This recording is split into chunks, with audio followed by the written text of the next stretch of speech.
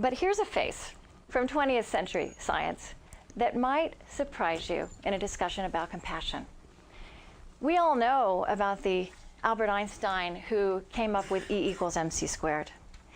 We don't hear so much about the Einstein who invited the African-American opera singer Marian Anderson to stay in his home when she came to sing in Princeton because the best hotel there was segregated and wouldn't have her. We don't hear about the Einstein who used his celebrity to advocate for political prisoners in Europe or the Scottsboro Boys in the American South. Einstein believed deeply that science should transcend national and ethnic divisions. But he watched physicists and chemists become the purveyors of weapons of mass destruction in the earliest 20th century. He once said that science in his generation had become like a razor blade in the hands of a 3-year-old. And Einstein foresaw that as we grow more modern and technologically advanced, we need the virtues our traditions carry forward in time more, not less. He liked to talk about the spiritual geniuses of the ages. Some of his favorites were Moses, Jesus, Buddha, St. Francis of Assisi, Gandhi. He adored his contemporary Gandhi. And Einstein said, and I think this is a quote, again, that has not been passed down in his legacy, that these kinds of people are geniuses in the art of living, more necessary to the dignity, security, and joy of humanity than the discoverers of objective knowledge. Now, invoking Einstein might not seem the best way to bring compassion down to earth and make it seem accessible to all the rest of us, but actually it is.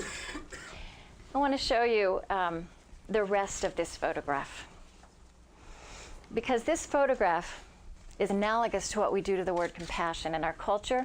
We clean it up and we diminish its depths and its grounding in life, which is messy. So in this photograph, you see a mind looking out a window at what might be a cathedral. It's not.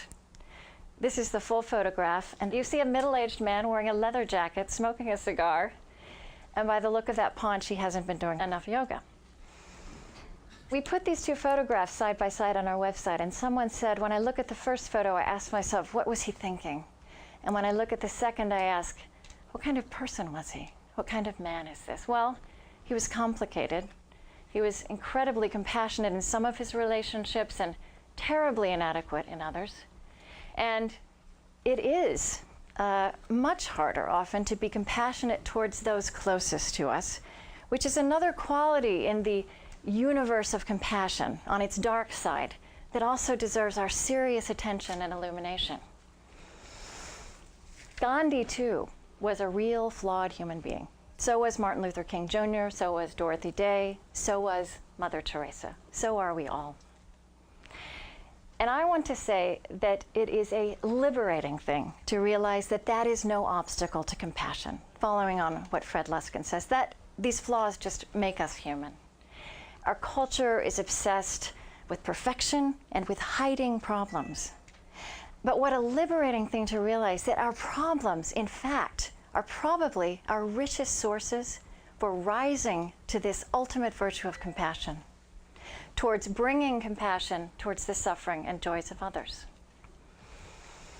Rachel Naomi Remen is a better doctor because of her lifelong struggle with Crohn's disease. Einstein became a humanitarian not because of his exquisite knowledge of space and time and matter, but because he was a Jew as Germany grew fascist. And Karen Armstrong, I think you would also say that it was some of your very wounding experiences in a religious life that, with the zigzag, have led to the Charter for Compassion. Compassion can't be reduced to sainthood any more than it could be reduced to pity. So I want to propose a final definition of compassion. This is Einstein with Paul Robeson, by the way. And that would be for us to call compassion a spiritual technology. Now, our traditions contain vast wisdom about this, and we need them to mine it for us now. But compassion is also equally at home in the secular as in the religious. So I will paraphrase Einstein in closing and say that humanity, the future of humanity, needs this technology as much as it needs all the others that have now connected us and set before us the terrifying and wondrous possibility of actually becoming one human race. Thank you.